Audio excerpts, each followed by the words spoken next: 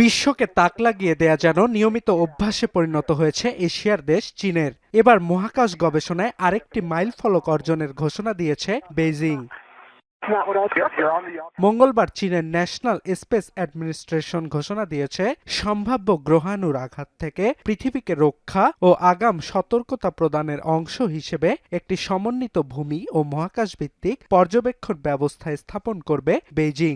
我们国家作为负责任的航天大国那未来将建设中国小行星防御系统。那我们要实现在地面上既能够看得远。চলতি বছরের প্রথম 6 মাসে 40,000-এরও বেশি পৃথিবীর নিকটবর্তী গ্রহাণু আবিষ্কৃত ও তালিকাভুক্ত করা হয়েছে, যদিও এগুলো নিশ্চিতভাবে পৃথিবীতে আঘাত করতে পারে এমন শঙ্কা প্রমাণিত হয়নি।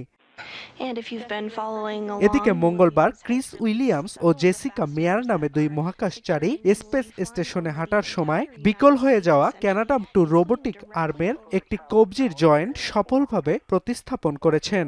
সাধারণত মহাকাশ স্টেশনে কার্গো পরিবহন ও মহাশূন্যে হাঁটার সময় নভোচারীদের সহায়তা করে রোবোটিক আর্ম। এটি 17 মিটার বা প্রায় 55 ফুট পর্যন্ত লম্বা হতে পারে।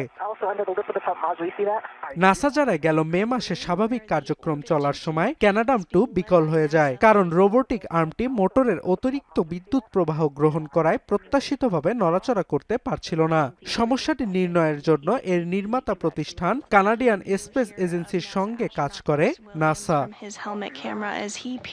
অর্ণব প্রসাদ, এখন বিশ্ব।